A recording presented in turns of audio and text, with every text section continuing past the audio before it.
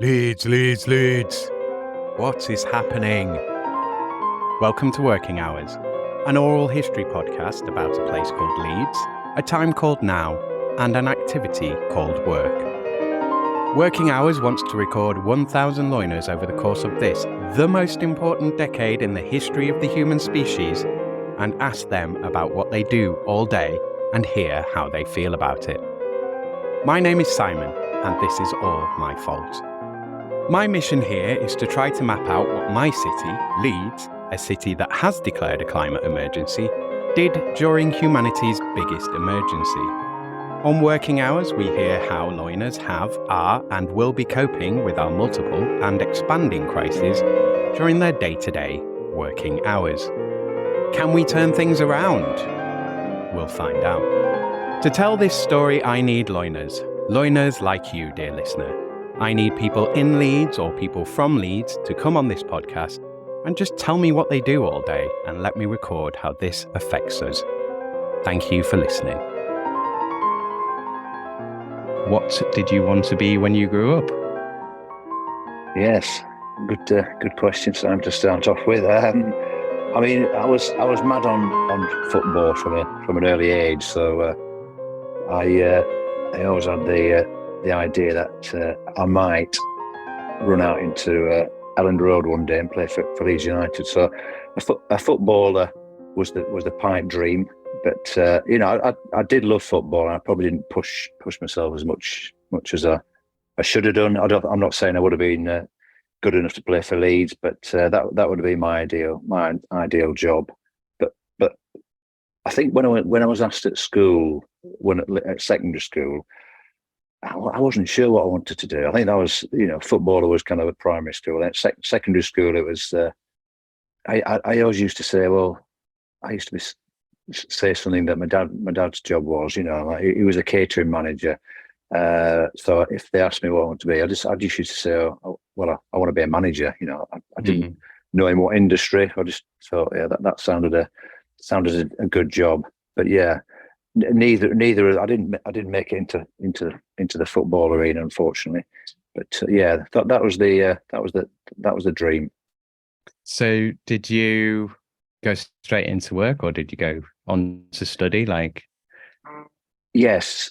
I went from I did A levels, and then I went on to Newcastle Polytechnic, where I did business studies. It was a diploma, not a degree.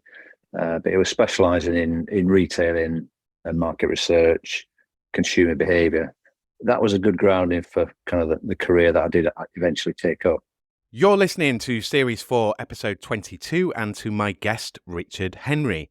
This is another Zoom interview recorded on the 13th of July, 2023. Richard Henry is a devoted father of two and a husband of one. He's of Yorkshire heritage, but has ventured further afield, working in the London area for over 10 years and travelling abroad for both business and pleasure. Richard is a keen footballer in the day, now focusing more on running 100 kilometres in 18 hours in July 2022, interspersed with a bit of cycling, yoga, and walking the dachshund Freddie. Reading and listening to music or the radio fill any gaps there may be in Richard's day. Richard's work has kept him at the forefront of retail-based field marketing and market research projects for a number of years. His sector exposure includes retail, financial, FMCG, leisure, communications and technology, pharmaceuticals, and news and magazines. You can follow Richard on LinkedIn. The link will be in the show notes. Right, let's do this. Episode 102 of Working Hours with Richard Henry. So, what is it that you do now?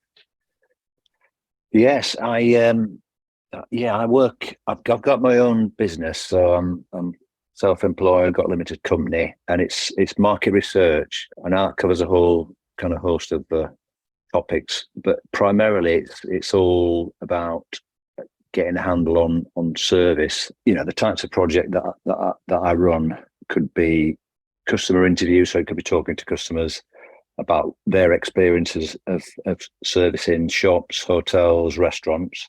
It could be actually running projects where we have a team that go into these establishments, hotels, shops, retail outlets, and pose as shoppers. So mystery customer work. Mm-hmm. So they'll have a scenario to enact. They'll go in, they'll target a specific member of staff, and they will, enact the scenario that they've been provided with to assess, how knowledgeable the member of staff is, how good they are at assessing needs, how good they are at selling. So it's getting a handle on service in that respect. As well as that, I mean, other areas that we look at are it's retail auditing, so going into stores and checking. It's amazing what you can actually observe and check when you go into a store. And some of the key things really, one of the key measurements is in supermarkets is whether the products are available. So we may well go in and just basic check that all the items that should be on display are available to the customer. Because ultimately that's the main reason that the shopper goes in there. They might want a loaf of bread, and if it's not there, they'll maybe go to a competitor. So we do a lot of checks on that, but as well as checking if price compliance, so that the retailer's got a defined price that they want to sell a product at. We'll go ahead and check that it's actually on sale for the right price. Other things we'll look at are the quality of the products. So especially with kind of fruit and veg, certain retailers are shocking. That some of the limes might be mouldy, some of the peppers are squashed and wet and juicy. So we do checks on the quality of the product and the actual dates on the items on display. Make sure that the products are in date and not they shouldn't be in the bin.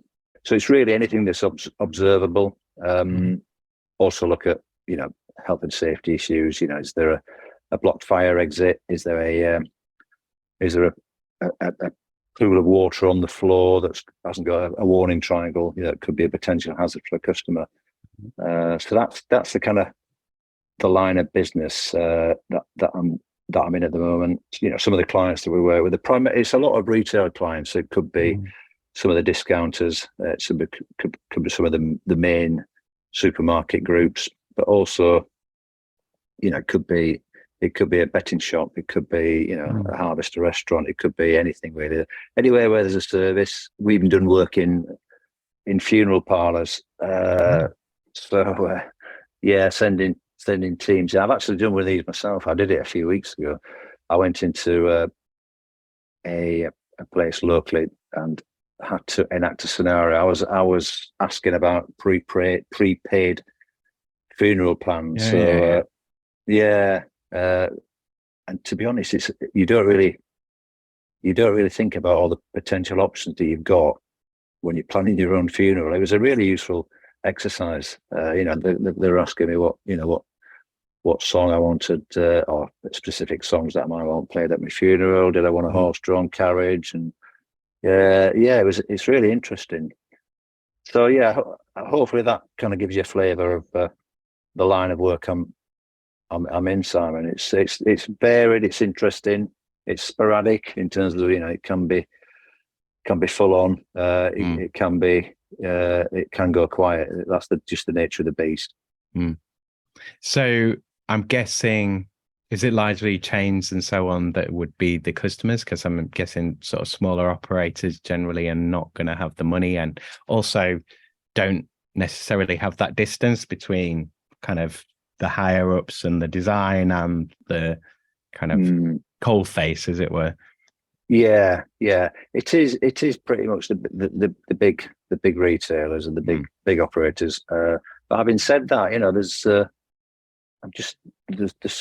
there is definitely some opportunities to look at the smaller independents, because they're still got to give a service. They're still interested in in getting customers in and retaining them. So a few years ago, we for a company I worked with, it was almost like a self-service mystery shopper activity where smaller operators could sign up to this service, and they designed their own, almost like the questions that they wanted to be assessed against, and we would then send a member of the team into their establishment.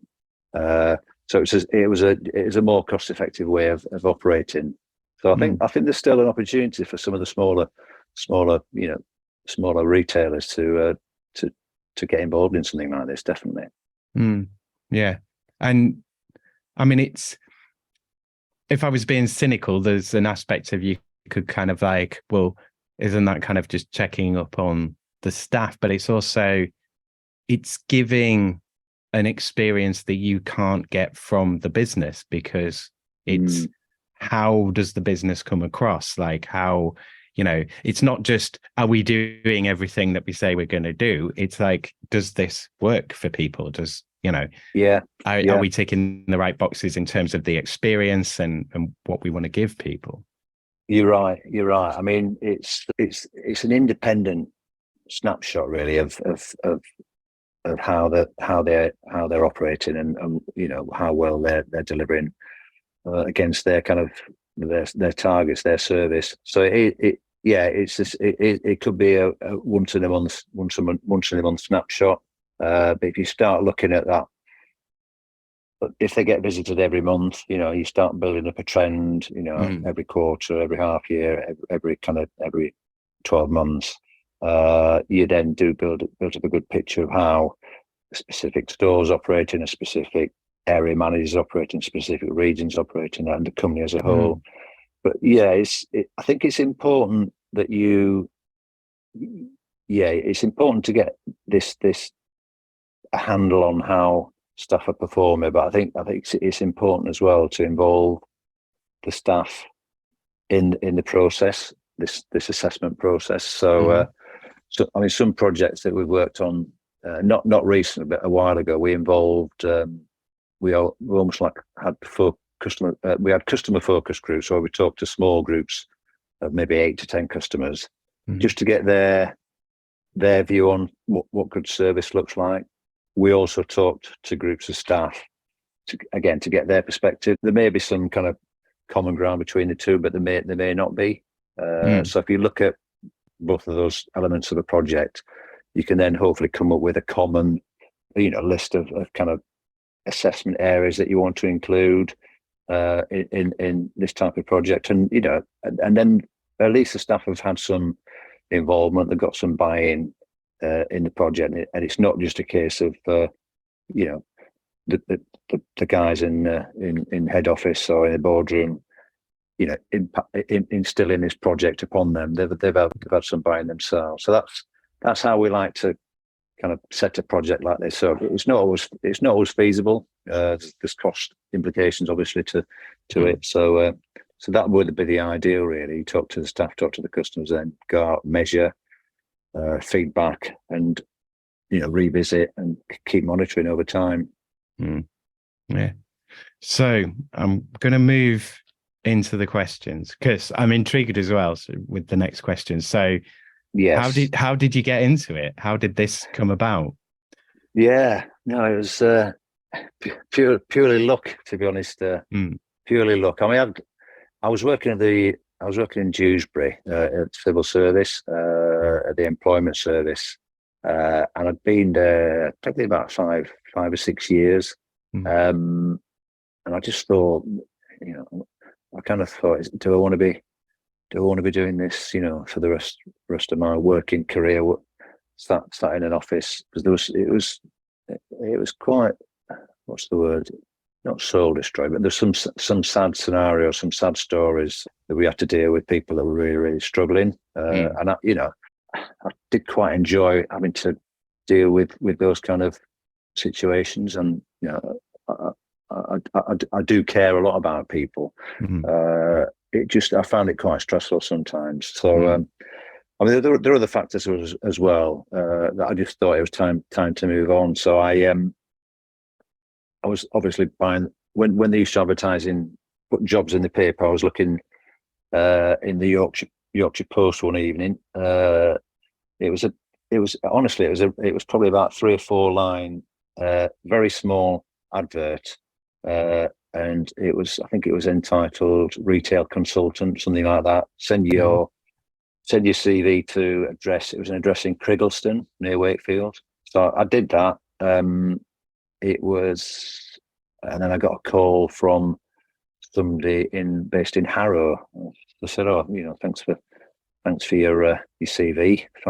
You fancy coming down for an interview?" So, I thought the job was going to be local. I was in West Yorkshire. It turns out it was kind of an office job based in London. So I got the job, and it was a retail consultant primarily. Was just going out. It was a mystery shopper basically. So it was going out and assessing. I think the first mystery shop I did was in maybe a Dixon's or a Curry's electrical store. So that's how it all started. So 1 week I was sat in an office in Dewsbury. The next week I was driving around the country, testing out service. I couldn't believe it. Wow, this is great. I'd never heard of mystery shopping. I'm earning a living going into shops and buying things, pretending to be a customer. Buying things, and it was great. It was great, and so that's how I got. So it was pure luck, really, that I got involved in the industry. But it was more aligned with the business studies course that I'd done at Newcastle. It was all about customers. It was all about market research. So I loved it. It was great. So the role gradually developed into a bit more of an office-based client-facing role. So instead of going out and doing the actual visits, I was talking to clients who were interested in setting these projects up and getting them executed in the field, and the results reported back to the client. This was back in back in the 80s, early 90s, where it wasn't a common. I don't think mystery shopping was a common thing then. It wasn't as well known. It's all over the place now. There's even, I think, the most obscure mystery shopper project I've seen. I'm on some forums, and they're actually doing some assessments on the M621 roadworks. So they've got people driving on the motorway, I presume checking that the right signage is up. There must be all sorts of rules and regulations when you've got roadworks in place. So it's not just your mainstream retailers that are doing it. Everyone's, anywhere where there's kind of that involves the public, I guess it's fair game in terms of mystery shopping. Yeah. Because it's like, it sounds more that it's like testing. It's like if you like a web designer or whatever, and then someone's like, try and break this, do everything, see if everything works, and then yes, because you can find problems that I might overlook because I'm too close to it. That's it. Yeah, you're right. Sometimes if you're doing your own like presentation or whatever, so you don't always spot things. It's always worth getting a second opinion. So you're right, it's similar to that, isn't it? Just getting a second opinion on what's going on out there.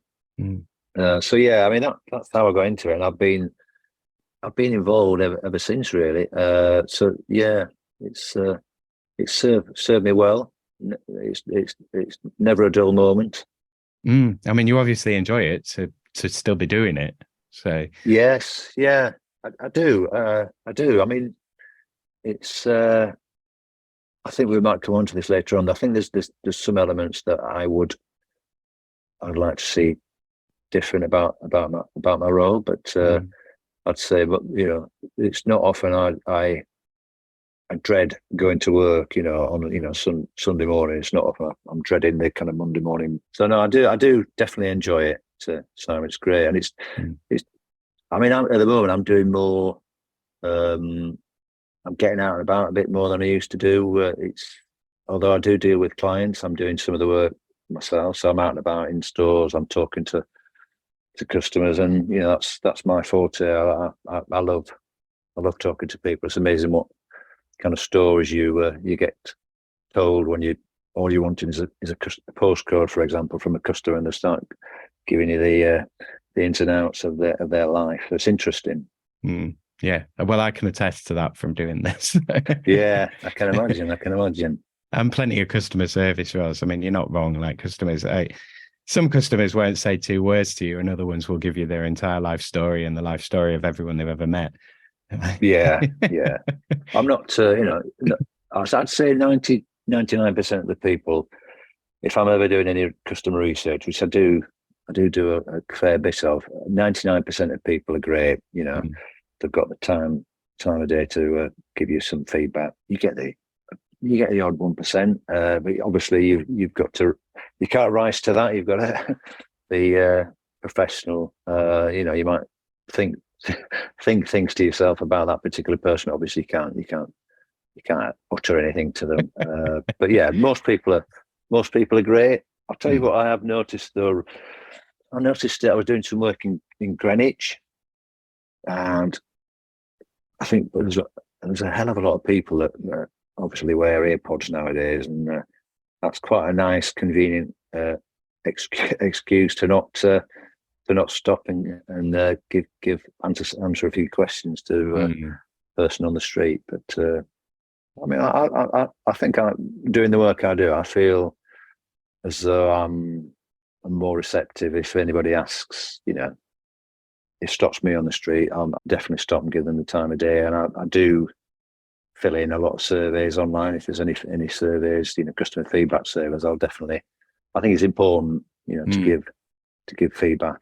And not necessarily just bad feedback. I'm a big believer in giving positive feedback where it's due. So yeah. Well, what's the stats? It's sort of a happy customer will tell maybe 1 or 2 people. A dissatisfied customer is going to sell 7 people straight away. Definitely, and, yeah, we do focus on that.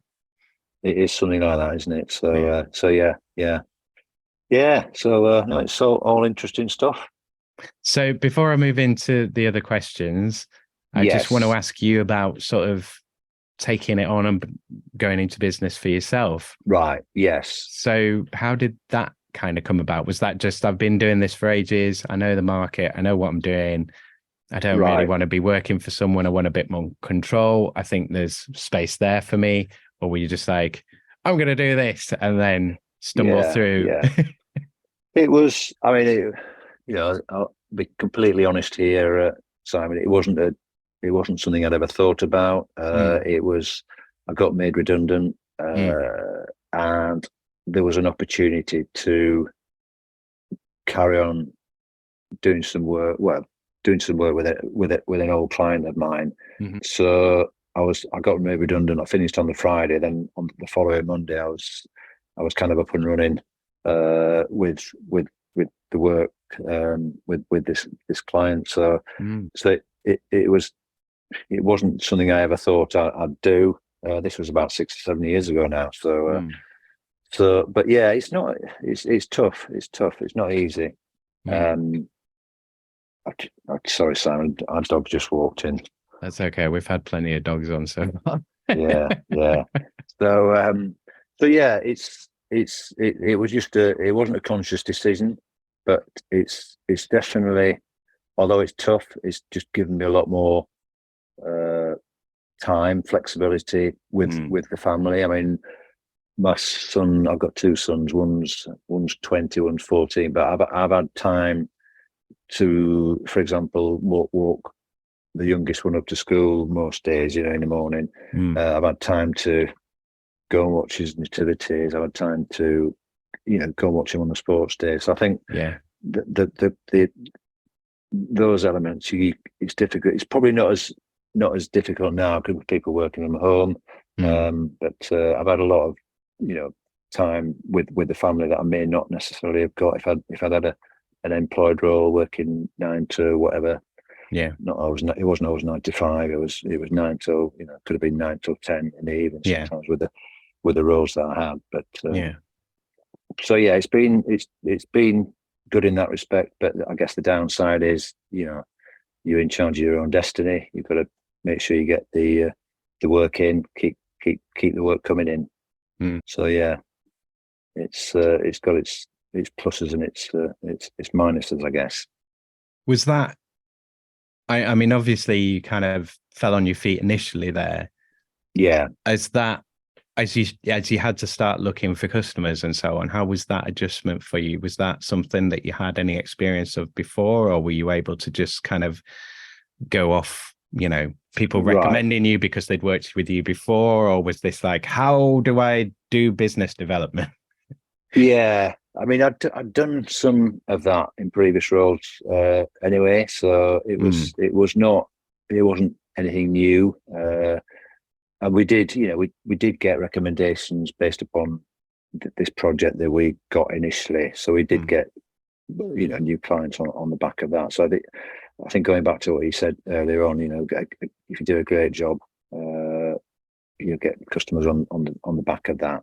So, again, being completely honest with you, it's gone a little bit quiet since January. So it's tough at the moment. I think clients are definitely tightening purse strings, and I guess what we do could potentially be viewed as a bit of a luxury. There's retailers, especially. I know some retailers are having challenges with pay rates for staff, which they're having to keep. They're going up. I think there's all sorts of kind of logistical issues with shortages of lorry drivers for some of the retailers. So I think there's probably other things potentially that have taken priority. So it's been a little bit quieter, in the last 6 months than it has been over the last 6 years. So yeah, I guess that's partly the reason why I've started getting out and about a bit, doing a bit more networking, which is how I kind of got introduced to you, Simon, through Debbie Jackson, who does the Leeds mag. She's your biggest fan. She honestly, she's got me more guests for this podcast than I think I have. yeah. So I'm doing more of that now, and I love that. I love again talking to people, finding out what they're up to. Yeah, there may be some new business comes a bit. There might not be, but it's nice to meet people, find out what's hot out there in terms of industry and business. And I mean, my take on things at the moment is health, well-being, diet. There's a lot of people involved in that industry, and I can see why. I think it's going to be. I do worry, unfortunately, for some of the youngsters nowadays in terms of where they're going to be at in 10, 15 years' time. I think that I'd see that as a bit of a growth industry, definitely. So I might have to get into that, Simon, if things stay as they are. But yeah, I mean, you don't seem bothered about the potential, of another career change. You seem quite flexible and adaptable towards it. So yeah, I would. I'd love to do that. I did. You do these personality tests, don't you, to find out? I can't remember which one. I think it's called Ikigai or something like that. And right, it asks you about 200 questions, and I think it came up with a career for me as teaching people, as not necessarily just to teach, but a coach, something like that. So, and again, that's something I'd be comfortable with. I used to love having a team. I used to have a team in the office, and training them up, getting them progress within the business. So yeah, I would, if I needed to. I might have to give it a few more months yet, but if I need to change direction, I don't think I'm too long in the tooth to be able to do that. Yeah, I think it's interesting that you came up with sort of trainer coach kind of as well. Yes, because you wouldn't necessarily think straight away that those were similar, but then when you do think about it, you are, because you're not going to just go into a customer and say, oh my God, your shop's terrible. Yeah. You're going to come in with a fairly diplomatic approach. You're going to be, I would imagine you're going to be sort of constructive feedback. This happened. You need to do this. You need to address this. Maybe you should do some of this. It seems like this is happening. Is that fair? That is fair. And I think that's probably an area that's probably been lacking in terms of almost closing the loop. So although we've been very good at giving feedback and highlighting strengths and weaknesses, it's not always gone on to the next stage to kind of almost develop that into a training program for staff within retail. So I think that, you know, if I could have added a service to the business, that I'm not sure if that would be the right person to do it, but it'd be a nice service to offer to retailers. Here are the areas where you think you could improve, or areas that you're doing really well at. You know, by the way, here's a person that could, you know, help you implement and help implement across the business and set up training plans for your teams. So I think that's probably an area where, and that might be the same for a lot of companies like similar to us. I think once you deliver your report, sometimes you think, oh my goodness, for that project's over, and it's almost, you need to be helping the client implement the findings of that report. Sometimes clients don't want to take you up on that kind of service. They're happy. They may have in-house training people themselves, and they want to do it themselves. But yeah, I think that's probably an area. If I could have changed anything on the job and the role, it would be getting involved more after that delivery of the report. You know, finding out how the client's using the information, and can we help them further to integrate it, implement it within the business. Yeah. I can see that, but I can see how I can see the logistical difficulties with it, and I can see kind of like the objections of the customer to a degree. Well, you know, are you just trying to sell us an additional product? Or it's like, well, no, this is something that we're trying to build on what we've started and make it a better service for you. That's right. Yeah, and then, you know, then there's the opportunity to measure again, isn't it, and see whether the staff have taken on board the feedback, the training initiatives, and, you know, measure again. And it'd be, I guess there is a business objective there in terms of trying to drive our business, but ultimately you're helping the client as well. You know, you're helping them improve their service offering, helping them keep their customers, gain more customers, and I guess ultimately it's all about profitability, isn't it? They want to make more profit, you know. So that's their ultimate objective, and I think if we can help them get to that, that's great. Okay, so I'm going to go into the questions now, and I think we'll kind of bring out a bit more. I'm going to kick us off with COVID, because I think that will open a few things up for us. So I mean, the main thing that I want to look at here is kind of long-term changes coming out of COVID, but I also want you to kind of think back of going into lockdown, when you locked down, and sort of how was that? How is the sort of, obviously everyone was in a position of what's happening? So was it you just going around cancelling clients, or was it clients ringing you left, right and centre cancelling? Or were you just managing everyone's expectations? Were you busier, quieter? Like, how was that? And then coming out the other side, are there any changes that kind of stuck for you? Okay. Yeah, I mean, it was worrying. I mean, worrying for a whole host of different reasons for everybody, wasn't it? At that time, it was you know, nobody had ever experienced anything like it. But so I think I don't know what day it was that Boris was on TV, but the next morning we were kind of awaiting feedback from we had some regular work that was going on at that particular moment. We were awaiting feedback from the client on, you know, whether we were continuing or not. Fortunately, you know, they said business as usual. So I can't remember what the term is now, but we were almost like classed as an emergency service, because they were keen. Yeah, your key workers, that was it. Yeah, sorry, I forgot what the words were. Thanks, Simon. You blanked it from your memory. I did. So the retailers we were working with at the time were absolutely keen on getting a feel for what the impacts within their stores would be.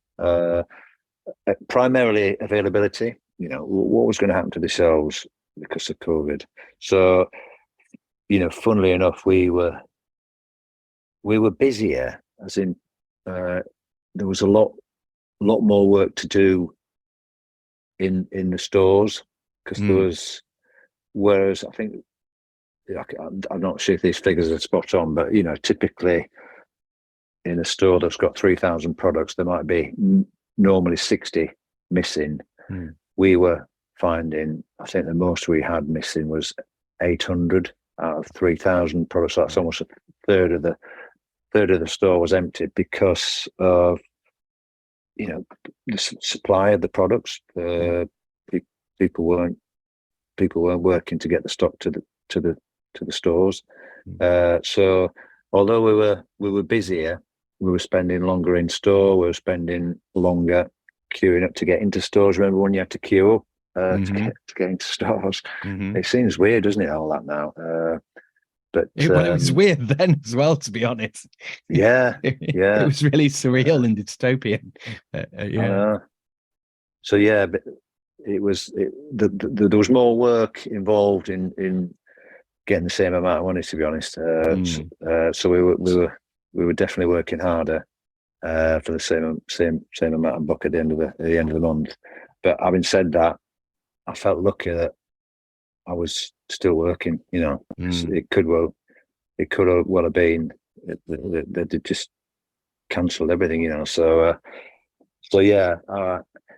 Although it was hard work, it was there was a lot of relief that work was carrying on, and it's I'm just trying to think whether it's definitely improved in terms of the performance of stores is nowhere near as bad as it was back in 2020. It's back down to kind of typical levels of maybe 60 to 100 items missing rather than 800. So yeah, it was tough times, but like everybody, we just have to deal with it and we can get on with it. So I mean, for you, was there any lock-in, or you were just it was just busier and the conditions were different? Yeah, that's right. There was no lockdown for us because we were, as we say, we were key workers, and we had a letter to that effect to just in case we got challenged, as we were driving along the M62 to Hull or whatever.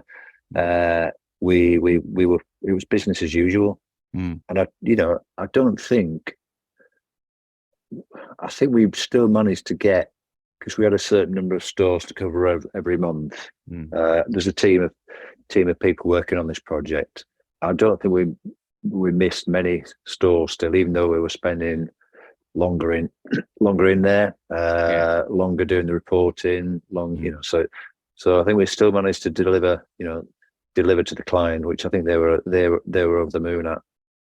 So yeah, there wasn't any lockdowns. It was carrying on. I think the most frustrating thing for me was it sounds a bit panicky, but there was nowhere. If you're out and about all day, and we used to use the loos in the McDonald's if they're in a car park, or even the stores, they would have toilets, but all the toilets were locked because they weren't opening the loos in the toilets, and the McDonald's was closed. So it was a bit uncomfortable for a man of my age sometimes to be driving around 8 hours and not being able to go to the loo. I think I said more services got a few visits from me during that time, but yeah, it's not a major problem, that is it, when you think about everything else that was going on. Well, I'm thinking as well. I mean, like the roads were quieter, so you might be working longer, but you can get to the job quicker.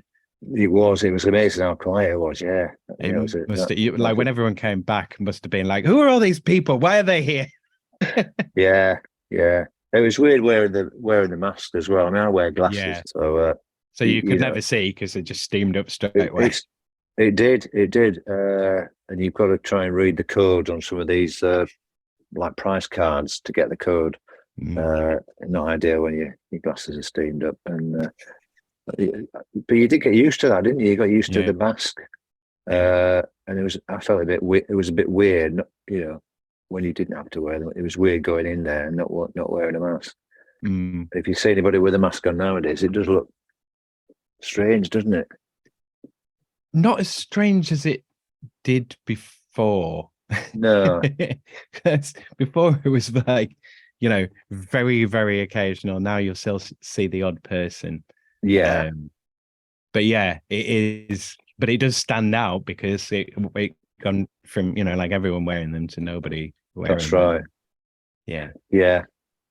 But I mean, no kind of carryover really from COVID. It's probably almost back to normal really in that respect.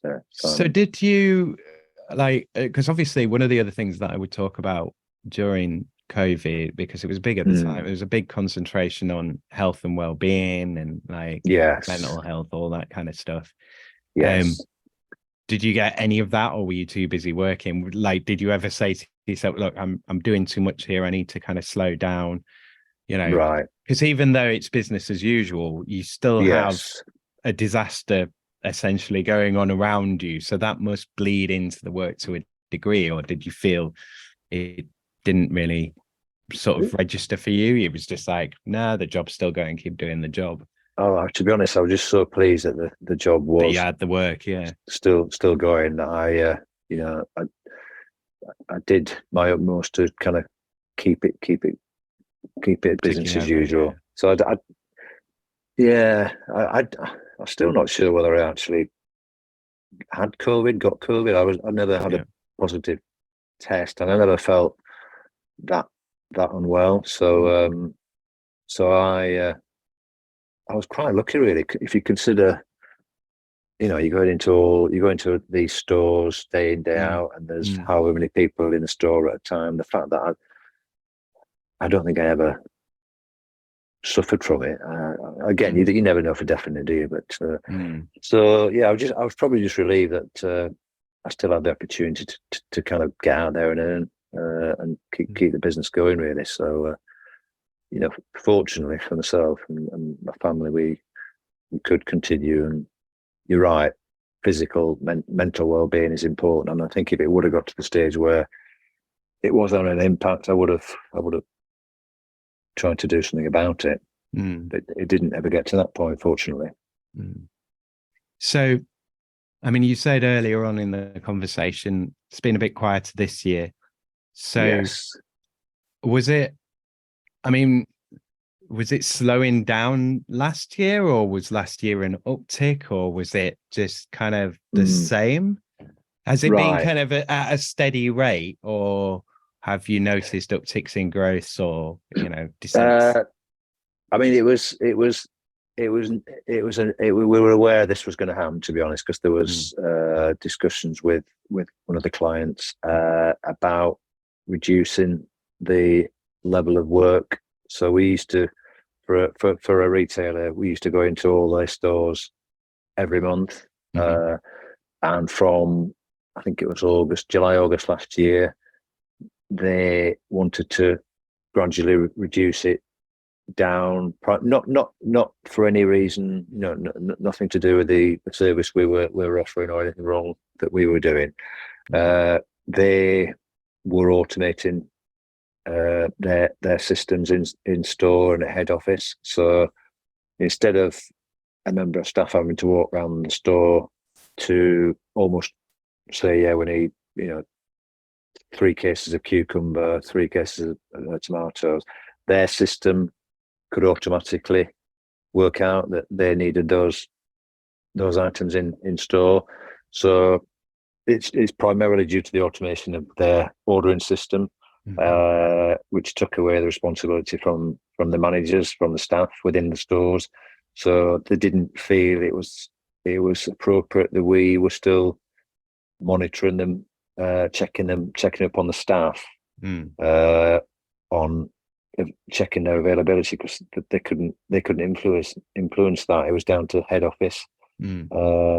So it did gradually reduce from July last year. We're still doing kind of a proportion of their stores every month. It's but nowhere near 100%.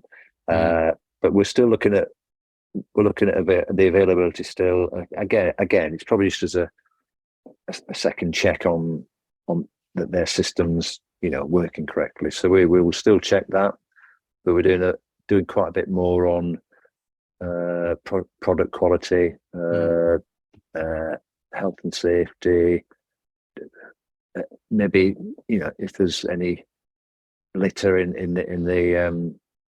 the store, if they've got all the trolleys available. There's 3 or 4 different types of trolley that they've got to have outside the store. They're all accessible. It's amazing how you go into a store sometimes, and the trolley bay, the disabled trolleys are they might have 3 or 4 of them, but they're all blocked in at the front of the queue of the trolleys, and you have to get 20 odd trolleys out to get to them. So it's looking for things like that. So it's just widened the scope of the project that we're doing a bit more, looking at queue lengths, how many tails are open, how many people are queuing at each tail.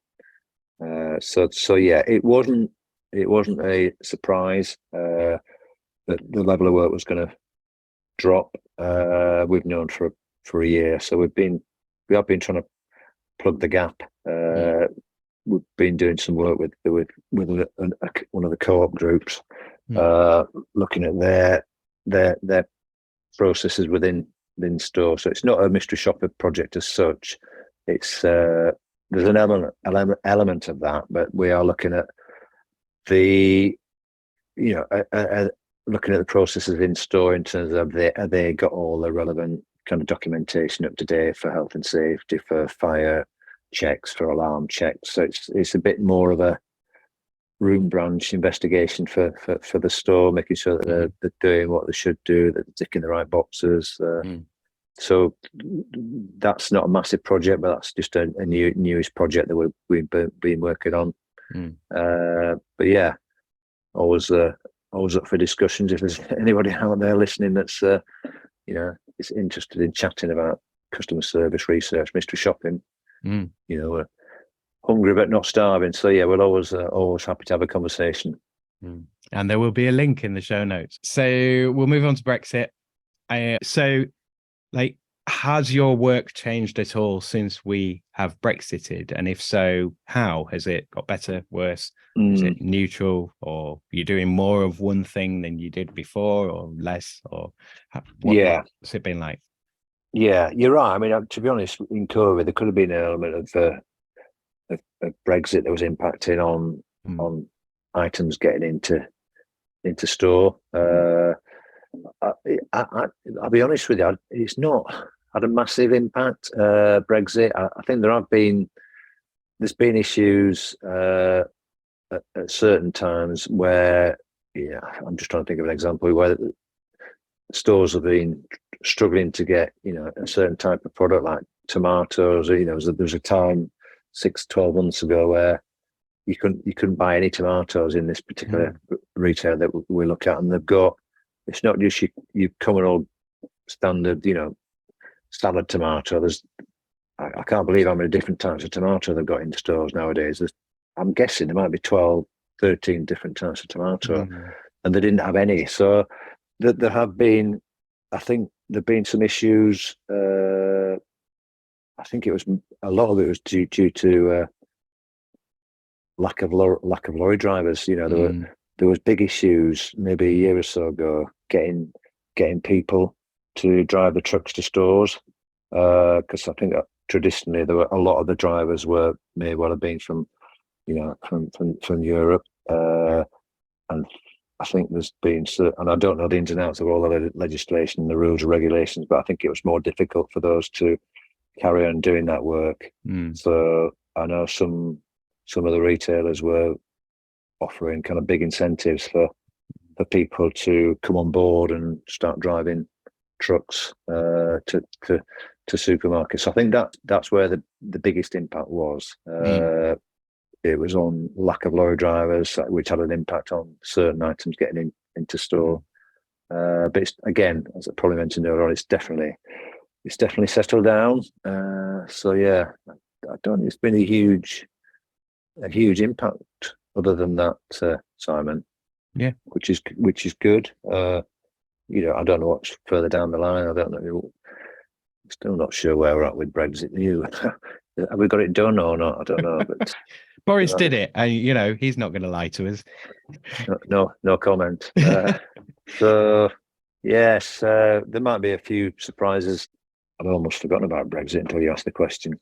Yeah, well, I mean that's it's part of the reason why I ask, because it's kind of like such a big topic that people don't necessarily talk about anymore, apart from within certain strict. It's like, I have this to say about Brexit, or I have this to say about Brexit. Yes. So I'm going to go on to the social media question next. So, brilliant. Social media. So, I do you have to do it as part of your work? And if you do, how much time do you have to spend on it? Right. And what do you think of the return on investment for that time? Like, do you think that when you create whatever social media, it's giving you the value you want from it, or is it kind of just hope for the best and put it out there? Or, what's your feeling with it? Right. I guess social media, in terms of marketing the business, probably limited use. I've stuck the odd video on LinkedIn. So LinkedIn is probably the main kind of area that I use for finding out what's going on in the industry, but also to kind of market the business itself. I think social media has been really, really useful in other respects for the business, in terms of, I guess, keeping in touch with the team, the people doing the work, and Zoom's been kind of brilliant. If you want to do, and years ago, if we wanted to brief a team up, we'd have to get a room in a hotel, fork out that, or all the kind of costs associated with that. Whereas now you can get 20, 30 people together online, and you can brief them almost for free, isn't it now, with Zoom? So I think in terms of communication, I think social media has been an absolute godsend, really. So it's changed the way we operate, definitely. So I think it's helped with the communication, training, briefing of team, but I think it helps me personally, education wise. I mean, I go on quite a few webinars about industry related issues. So I think it's definitely helped us. I think there's downsides to it. It's not everybody uses it in a positive way, do they? So I think used in the right manner, I think it's great. But not used it. Probably should be using it more for kind of marketing. But probably I like to speak to people face to face, which is what I like the business networking sessions. I know it's a bit more effort, isn't it, in terms of driving into Leeds or wherever it might be. But I think to be able to talk to somebody face to face, see the whites of their eyes, and see their body language, and I think I think that's great. So I think they work well together, don't they? Bit of a mix of the both, really. I mean, like mentioning Zoom, I mean, obviously I've done a lot of these on Zoom, and it's fine. Yes, I can get better kind of recording quality meeting someone in person, but there's benefits to this in that when we're finished here, we just turn it off and we're done. We don't have to go home, and we don't have to, you don't have to get to a place to meet me. I don't have to get to a place to meet you. But then it is, like you say, it's really nice when you can do those in-person records and actually sit down with a person and sort of get the feel. And I've met people that I've done interviews with on Zoom, Yeah. And you're like, oh, you're taller or shorter or completely different to how I thought you were from actually seeing you. But I saw you on a camera sat down within a, certain context, and now I'm seeing you in the real. Yeah. Well, on social media, but we have done quite a bit of work with one client, and it was assessing how well their staff were dealing with, like Twitter inquiries or Facebook posts, or what else would we do? We did do some phone calls as well, assessing their customer service team. So it was assessing the customer service team on how well they handled social media inquiries. That was an interesting project. So it's obviously big. It's big for clients, isn't it? And there's just, I guess, there's more and more ways now that customers can get in touch with them. There's the chat boxes that you get. What's the kind of experience of using one of those? I don't always find them particularly good. If it's an automated response and it's not a real person, I don't find them any use at all. Sometimes I'm going around in circles. But that's all important stuff for retailers and clients. Do you see any potential for growth in AI testing? Like if companies do bring in more, AI. I'm going to use that term on here. I disagree with the term entirely because I don't think it's intelligent, because it can't think. And I don't think they over-egg it. It's a big thing that's exciting for journalists. It's really good predictive text or whatever, but but I do think there's a lot of applications to stuff that's already there. Do you see any potential in that? Do you think that might be a growth area? I think there's definitely some potential, but I'm a relative newcomer to chat GPT, is it, and AI. So I've only recently, in the last few weeks, kind of got an account with OpenAI, I think it is. I've used it just to test it out. Write me a poem about Leeds United or something like that. Or so I think it's clever. I think it's clever, but sometimes I'm using it probably. I don't use it every day, but I'm sometimes using it probably in a way that could potentially use Google, like list me whatever, give me a list of X suppliers that do this type thing, and so I'm using it. I've been using it in that respect, and it's good. I just think I think we do need to embrace it. I think it's going to be big. It's going to. I do worry about some of the teachers and schools and students, because they'll be using it, won't they? So, but I don't think it's any different to the internet in that respect. They can look up a lot on the internet as it is, can't they, at the moment? I think it can be used well for getting templates. Like if you want a template for a proposal, for a client, I think it's good at generating things like that. I haven't used it extensively, but probably need to get my head around it a bit more, Simon, before I could comment too much on it. But I think there will be areas of opportunity, that's for sure. Oh yeah. So before I move on, I'll just sort of skip back to LinkedIn. Yes. So obviously your main focus is going to be business to business, so LinkedIn seems like that kind of natural place. Yeah. When you're using LinkedIn, are you is it sort of like, do you find it quite easy to post? Is it sort of telling stories about what you've done, or is it like, do you go from a kind of expertise angle, or are you more like, here's a big piece of work that we've done? And do you find that you've made any connections and or sales through it? Because sometimes it can be like, you focus on the likes, but the likes don't matter, but you make some really good connections to people, and you're like, I would not have found this vital person without this. So how's that experience?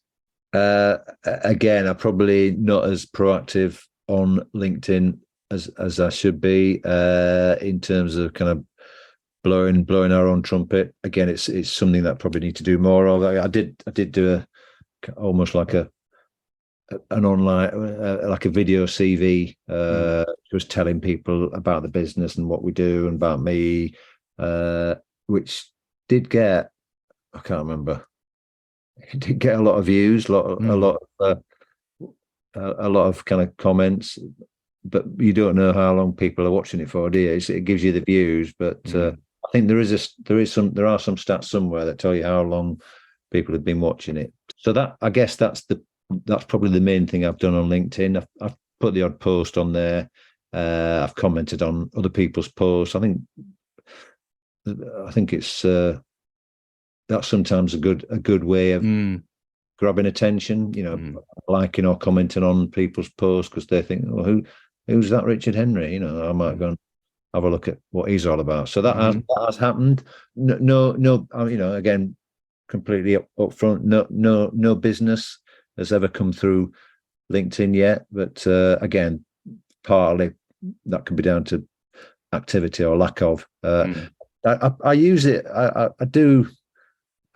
go on it most days, so I have a look at what's going on, look at the daily news. So I am, of any of the kind of tools out there in terms of Facebook, LinkedIn, those are probably the two really that I'm on the most. So I haven't got into Instagram.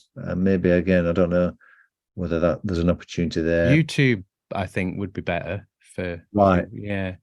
Okay. I mean the thing is as well, and like people often overlook. I mean, YouTube has its own thing, but it's often overlooked, and it's the world's second biggest search engine. Or right. It was. I don't know if it still is. And it is essentially a social media platform. Yeah. And it's kind of, YouTube has a kind of Wild West-ish element to it. It's like, that's my impression. I don't know if you feel the same. And I was like, I'm not sure I want to be on YouTube. Right. But then I know plenty of other people who can have a sort of corner where it's not, not too visible to some of the more crazy aspects that go on the site. And I've put a few up and they seem to be kind of doing all right on their own with not much publicity. So I think it can be a good place. Yeah. But I was also thinking, like, how much mystery do you need to maintain as a mystery shopper? Because you can't be too everywhere because people would recognize you when you came in. That's very good. Very good. I think because we're in some of the stores quite often, although a lot of it was unannounced, we'd go in, and I think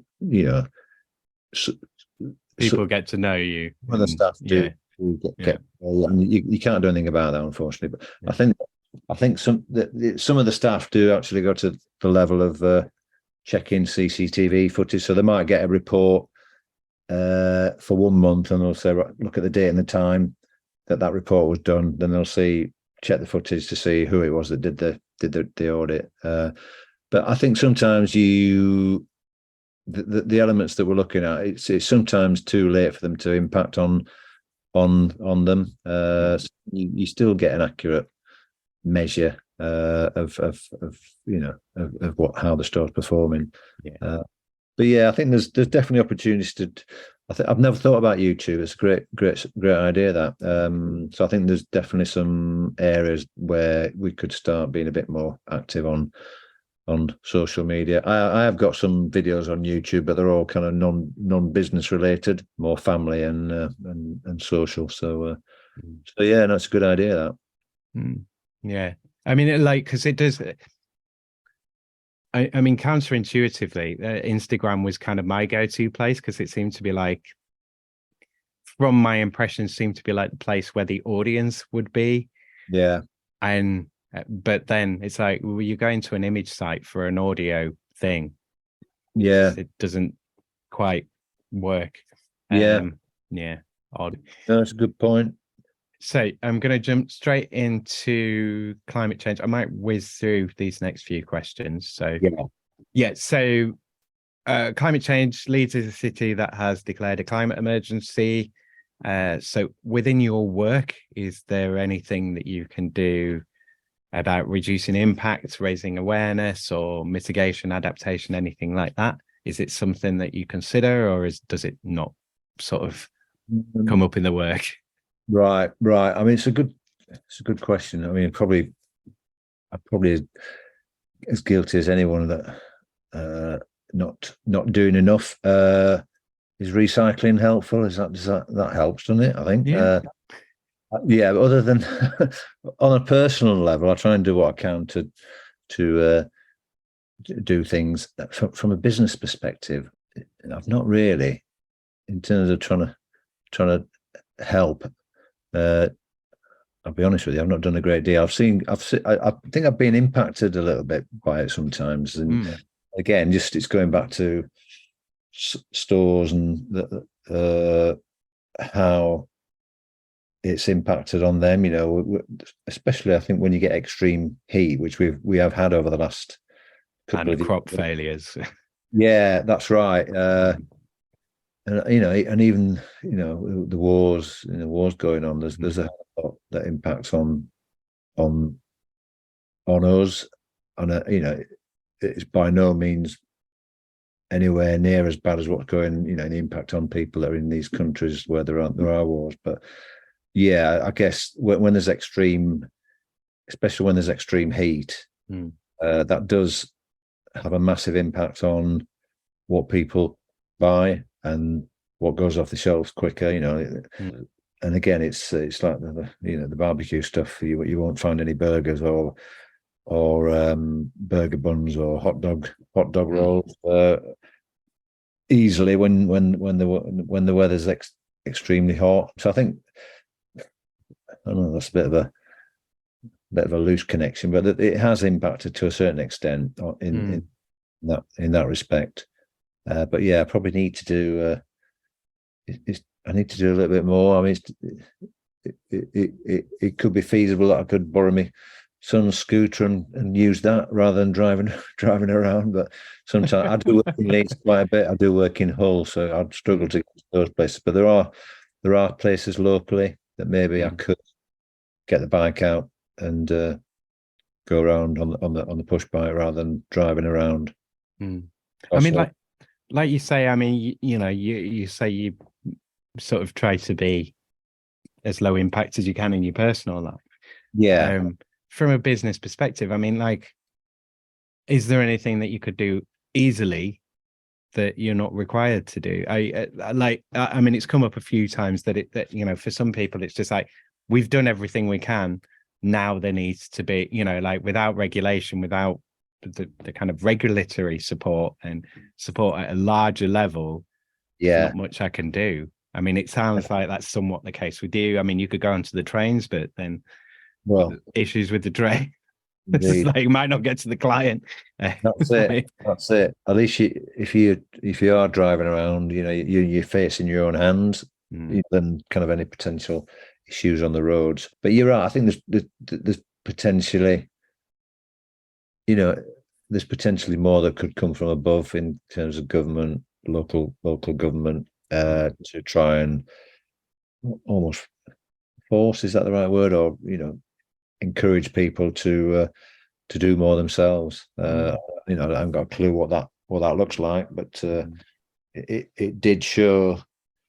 Going back to COVID, it did show that if the government says don't go out, most people will take that advice, even though they might not take it themselves. But yeah, so there could be things that could come from government that might help. Yeah.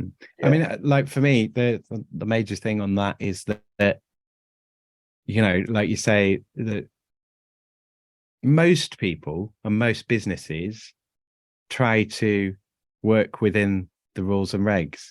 Yes. Most businesses are kind of don't really want to show up or have a audit or have an investigate or have to deal with not being in compliance.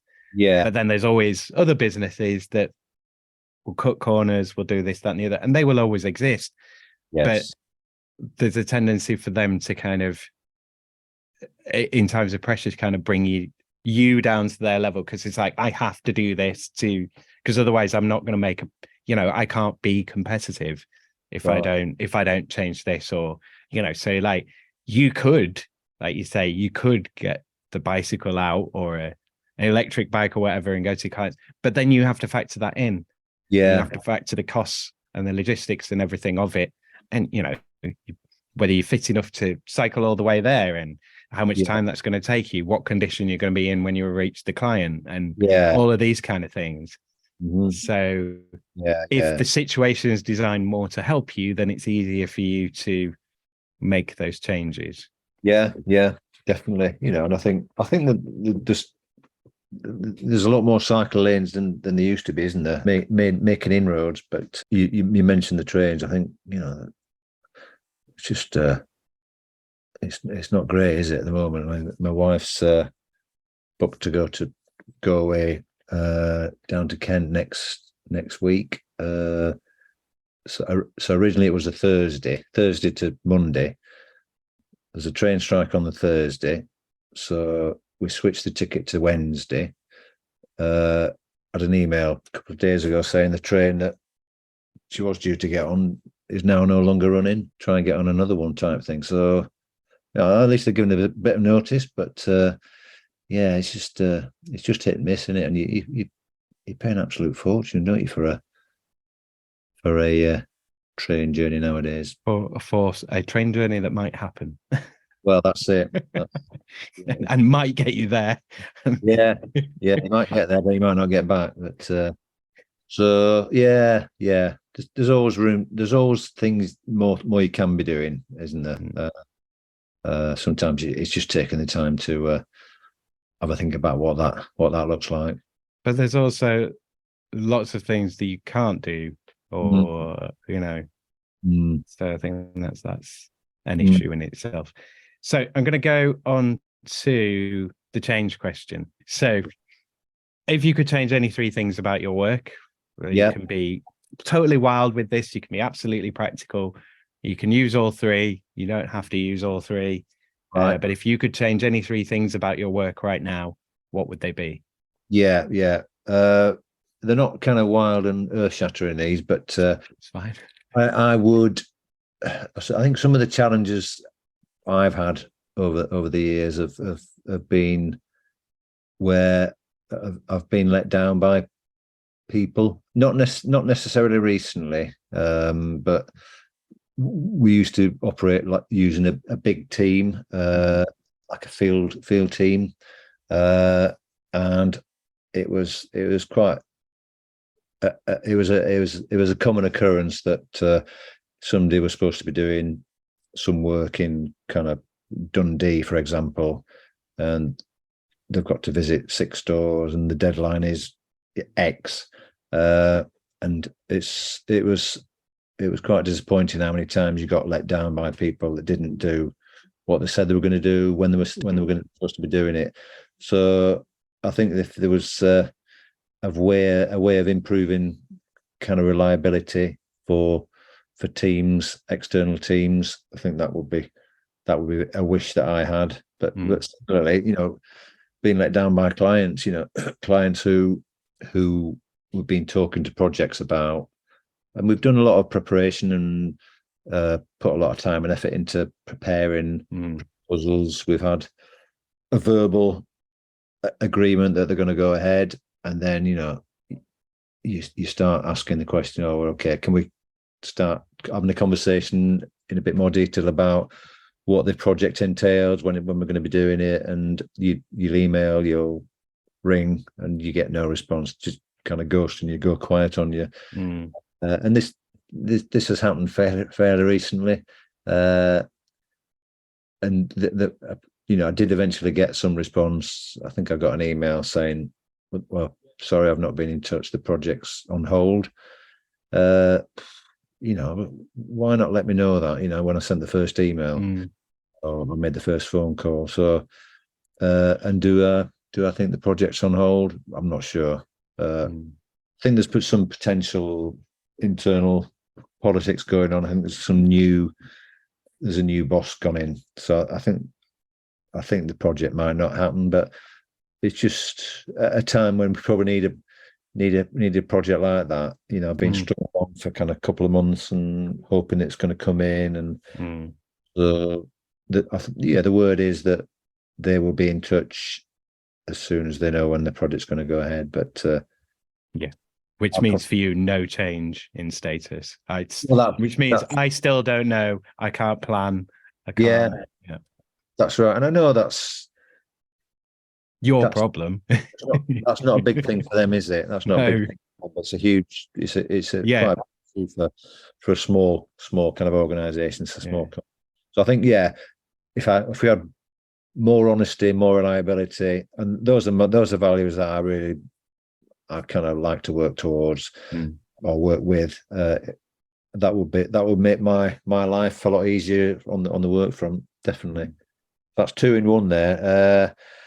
What else would I change? I think I probably hinted at this earlier on, Simon, where I'd quite like to close the loop on projects. So see what happens with the information that we might have provided to a client and how they're using it. What impact has it had on their business, which would be great information to get feedback on, and it would make we could put some nice case studies together with that information. I'm not saying we're probably as active as we should be in trying to get that information. I think that again, sometimes when you've done a project, you spend a lot of time on the report, and you don't.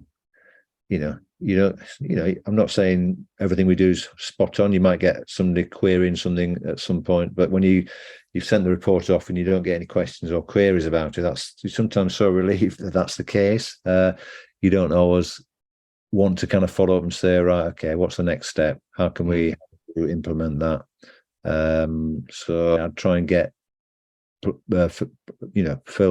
plug that gap a little bit in terms of getting more feedback from the client on how they're using it, what impact has it had on their business, where do we go from here, type thing.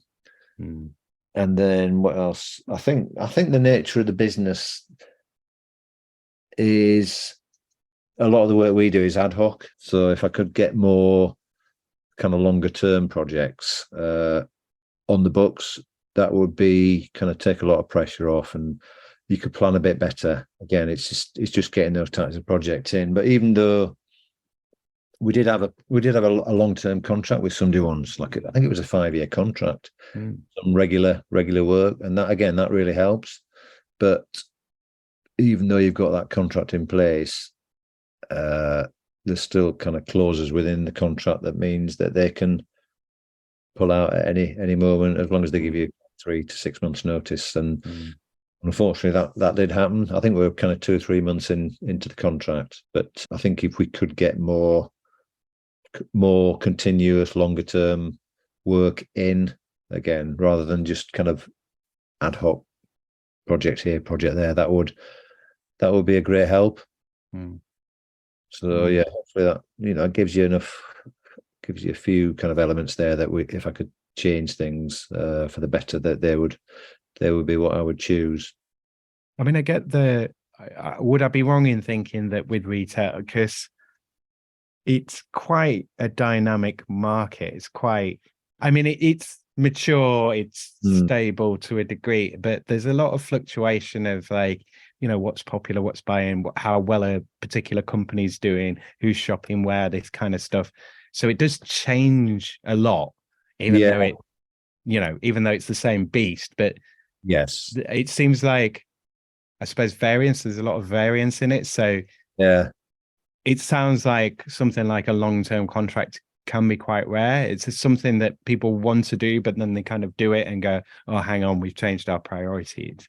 I mean, a 5-year contract, I've never, that's the first time we've ever experienced that. It's normally kind of 12 to 24 months. So that's unusual. I think you're right. And I think there is a lot of change in retail, and there has been over recent years. So I think getting any contract sometimes is difficult, but yeah, if you do get a contract to 24 months, so if we can get a few more of those under our belt, that would be great. So okay, I shall do the UBI question, and then I'll basically throw it over to you. So Yeah. UBI question, kind of another way of me asking if money didn't matter, like would you still be working? But Right. So the question is, if there was a universal basic income, so you're getting an amount each month that covers basically your basic needs. So Yeah. your housing, your food and rent bills ideally covered. Yeah. How do you think that would change things for you? If you were still working, would you still do what you do now? Right. And if you were still doing what you do now, would you do it the same way? Would you do less hours? Would you work more? Would you, give it up, do something else entirely? How do you think it might change things for you? Yeah. I mean, I'd never heard of the universal basic income and until you kind of flagged it, to be honest, Simon. But I know they're testing it out there in certain regions. So I think the level that they're looking at, I think it's 1,600 quid. 1,600, yeah. Yeah. I mean that'd be great, if that would cover the basic needs each month, and it would take a hell of a lot of pressure off. I'm not saying I wouldn't kind of still work as I am at the moment. I still would need to work, probably at the same level. But it would just help smooth out the peaks and troughs a little bit in terms of the fluctuations in business that we've got at the moment. So to have the knowledge at that level, or whatever it might be, 1,600 quid is a given each month. I think it would definitely help out, physically and mentally. It would be good for your well-being, I would have thought. Yeah. So as soon as your sense of security to a degree, I'm guessing, because like you say, it levels out that, the times where it looks more precarious. Maybe it's like, oh well, at least the basics are covered. Yes. Now I just need to find the work, and yeah. So I think it would definitely. I mean, I think most people would say that take that, wouldn't they? That it would help them out potentially. So yeah, I'd carry on working, but it just gives you a bit more stability, and I think it might help you it might make you in a more positive, help your mood, help your frame of mind, give you a positive outlook, which might then impact on, your new business pitch when you're talking to customers. You might be talking more positive, so it might have a knock-on effect, and you could potentially get more business as a result of it, I suspect. But yeah, that's a great idea. I think the sooner they roll it out to West Yorkshire, the better. Yeah, I mean, for me, I ask about it as a way also of kind of promoting it to a degree, and getting people to think about it. Because the main objection that I've sort of heard, or the most people go to, is like, oh well, nobody would work. It's like, well, is that a bad thing? Right. As we know from COVID, kind of, because we tend to go a bit nuts when we haven't got things to do, and we're left with our own thoughts too long. So yeah, but I do think that most people and I know I wanted to ask people, and I wanted to have that empirical proof of like, I've asked this many people, how many people have said that they won't work? Like 1, 2. I have had people. The best kind of objection I've heard is that people saying that they might not have taken the risk that they'd taken in their life if they had that kind of security blanket. Which I can kind of see the point to, but also I think the benefits really outweigh that. I mean, it potentially getting rid of homelessness, potentially having people with less stress who felt happier and more comfortable, had more time on their own, on their hands, and could make decisions about, I don't like this job, I'm going to leave it. and I can find something that's more my speed. I don't have to worry that I need to do it in the next 3 weeks or whatever. Yeah, So yeah. for me, I think it's a great idea. Yeah, well, I'm glad you raised it, because I wasn't aware of it. So I'll definitely find out a bit more about it. But you're right. I mean, if somebody's not happy in their job, they've got a bit more of an opportunity to kind of move elsewhere, and they're doing themselves a favor, but they're also doing their employers a favor, aren't they? If they're not happy in their job, they can't be performing at 100%. So Exactly. yeah, it'd be a win-win situation. But it'd be interesting what proportion of people think it's a good idea or not. Well, I think that a lot of people, I don't think it's widely known. No. Yeah, I wonder why. People might want it, I guess. But I mean, the immediate sort of instinctual thing is like, well, you're just giving everyone money for free. Who's paying for this? But if you look at the means tested benefits and the expenses that causes, and the amount that they lay out, like already it's cheaper than paying those benefits, sort of thing. Yeah. But then you go into a sort of thing of like, well, people who need additional support and so on, would they need more money? And then it's like, no, the point is universal. So you could have an argument of like, well, you should get more money because you're in London, but if you're paying someone more, then it's unfair. So everyone's like, they're getting more, why aren't I getting more? Yeah. It's logistically, it's an easier thing to kind of manage and roll out, isn't it? If somebody, it's just like everyone gets it. Yeah. £1,500. Because I know from my experience, when I used to be working at the employment service, there was, a whole load of work went into working out who got what, and people weren't happy about the amount they were getting, and so this is transparent. Everyone's getting the same money, like it or lump it. And you don't have to do loads of forms and turn up to meetings and nice. Sounds like a great idea. Might have to move it to Jarrow. Does every household get it then, or how does it? Do you know what? I mean, you might not know. I haven't read all the details of the pilot, so I was aware of it. But yeah, like they've done pilots in other places as well. There's various. There's a famous one that they did years and years. I think it was in the 70s in Canada, and then they never found like the write up or whatever, and then they found it later. And everywhere they've tested it so far has been like gains in health gains, more businesses being set up, like people starting stuff because they're like, oh well, that's been paid for. Okay, what shall I do? I want to do this. I want to do this thing, and so they start businesses. And the major thing for me is it breaks that connection between work and money, and the fact that you need to work for money, and it gives people the power to be like, well, I don't want to take that job in Evil Corp because I don't have to, like I would have taken it just for the cash, but now I don't need to take that just for the cash, and I can do something.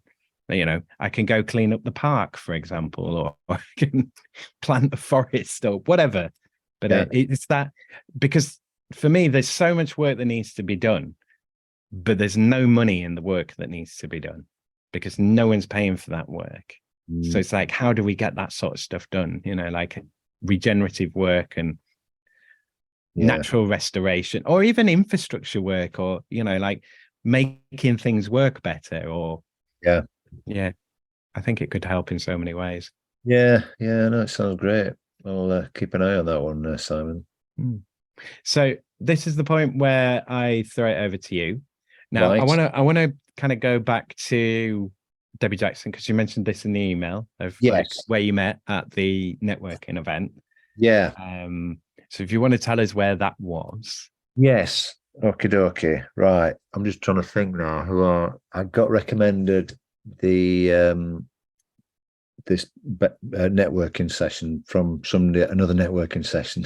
So it's I think it's organised by the Learning Partnership in Leeds. So I thought, well, I might as well go book onto this session. I didn't know anything about it. I didn't know, what the format was or where it was. So I think it was in June or July potentially. I've been to 2 of them so far. Might have been May anyway. But yeah, so I rocked up at put the postcode into the sat nav.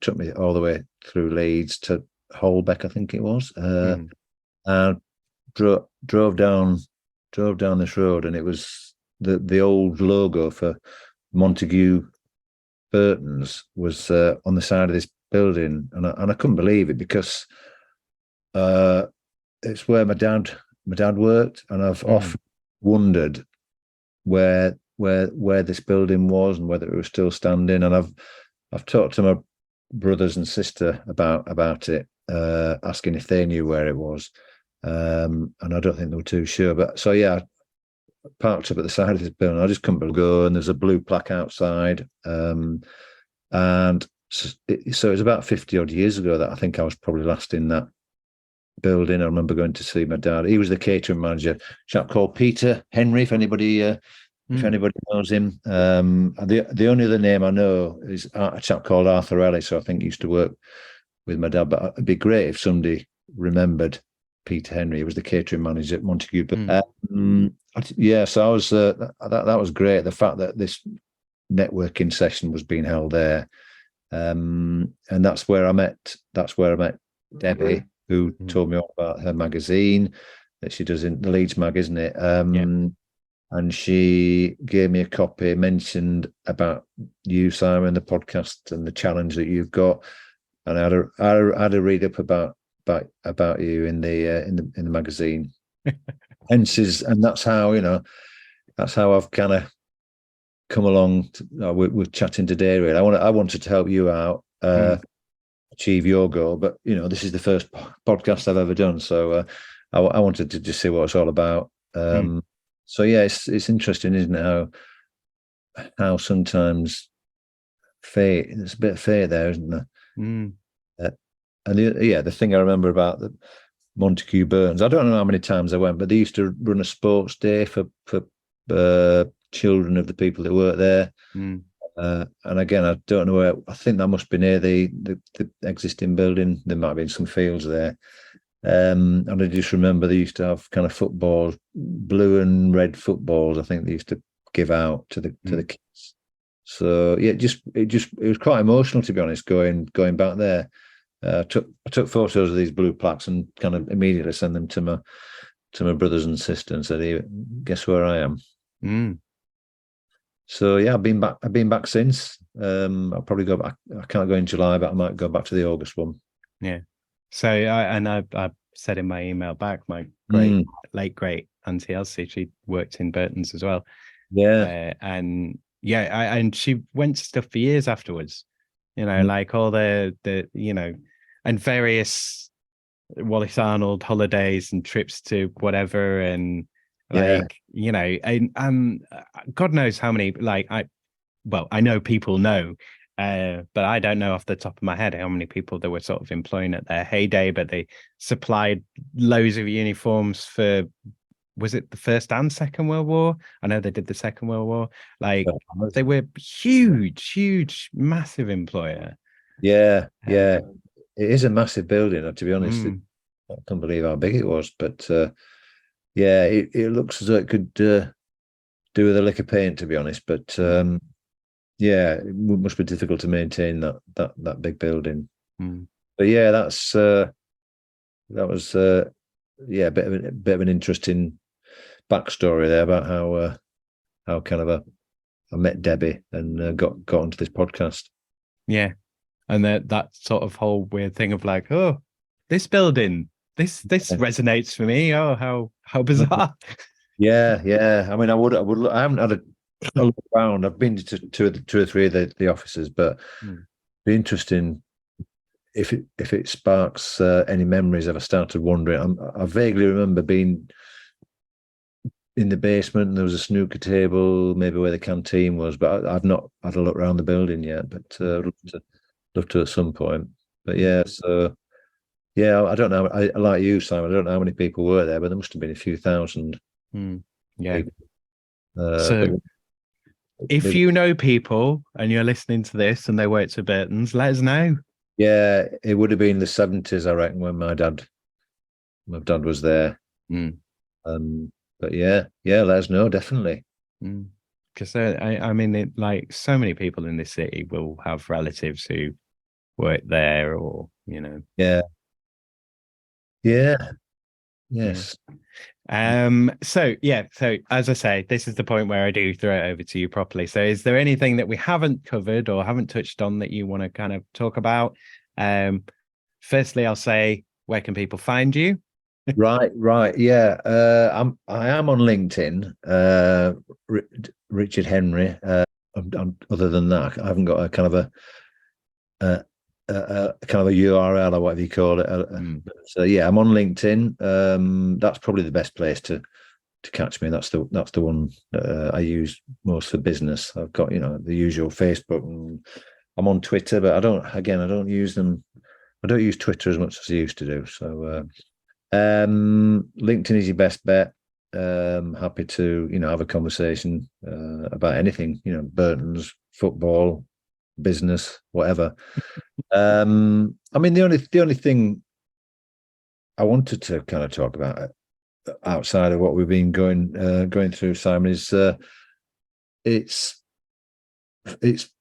physical exercise, and I'm a big advocate of trying to keep fit. I think healthy body, healthy mind, definitely. I'm not as active as I used to be. I've got a bit of a knee problem at the moment, but I used to play a lot of football, and when my kind of football career was coming to an end, I started taking up running, and I think the first event I did, the first formal running event, was a 10K, the 10K in Leeds, and I think that was probably about 12 years ago. And I think I can't remember what time I got. I was probably over an hour, and then I think I did it again. I got under an hour, and I thought, I enjoy this. I enjoy these events. And I remember thinking, after doing, I think especially after doing the first 10K, I don't, there's no way I could run any further than this. And I know that people do the couch to 5K, don't they? It's a bit like that. It's gradually building up, isn't it? Your distance. And I think I might have done another 10K, but the next event I did was Great North Run, which is half marathon. So what's that? 26K? I can't remember now. Yeah, it's probably about 26 kilometers. So from 10 kilometers up to 26 kilometers.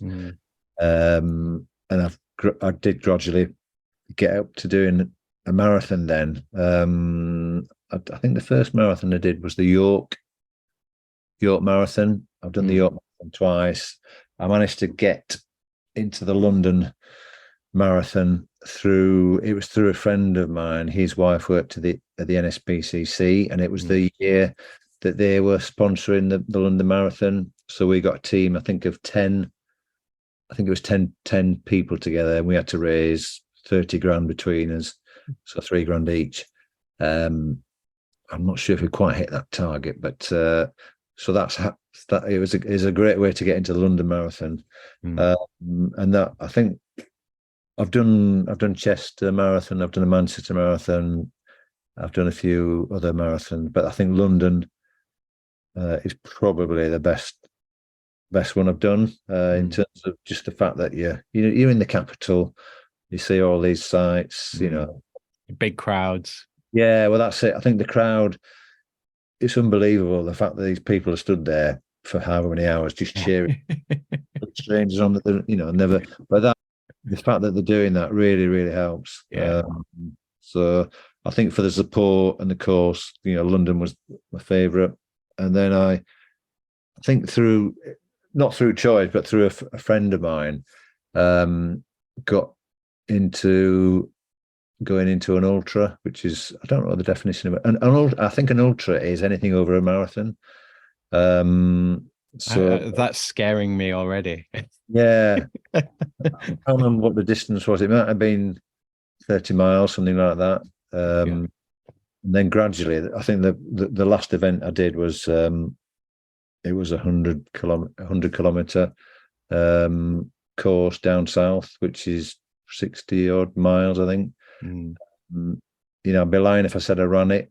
I did probably walked 3/4 of it, but it took. I think we started at maybe 7 o'clock in the morning, 7 or 8 o'clock in the morning. We ended up finishing it. Well, I finished at 2 o'clock the following morning. So I don't know what that is, but it's quite a few hours, isn't it? And it was a July day last year. It was blistering. I think it was cloudy to start off with, and the clouds just dissipated, and it was just bright sunshine. So it was tough conditions, and I think I'll probably draw the line at 100k. It's amazing what challenges there are out there, and what challenges people put themselves through. There's races that are double that, if not more, that people put themselves through. But yeah, I think the message there is, you can start off at doing a 5k, you can start off doing a 10k, but if you gradually little steps, you could probably use that analogy in business, couldn't you? For lots of other scenarios, but just gradually build, and you can target. If you little bit more, yeah. I think that actual 100k was on this last weekend that's just gone, and I was feeling a little bit envious that people were doing it, but I don't think the weather was as good this year. I think it was thunderstorms and a lot of rain, so it probably would have been tough one. But I just wanted to mention about I think exercise has played a major part in my life, and football especially. I've met some great people socially playing football. I think if people, unfortunately, I think local football is dying a bit.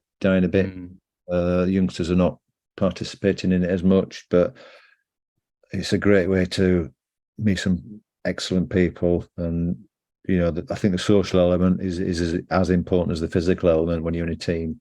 And I think cricket's got it right. I think cricket's doing well. In terms of, there's a lot of youngsters playing cricket, and I think there's a great social side to that as well. I think some of that is to do with where you can play and the availability of play and so on. But I think it's an interesting change. I would also say as well that I think it's interesting that we've gone from, starting with football to you saying you wanted to be a manager to going into this business and sort of running your own company. Yeah. Right back round to the fitness again, and that's still been kind of important. And as well with the DWP job, I mean, you're kind of looking at stuff, you're doing a critical analysis of like whatever with this case.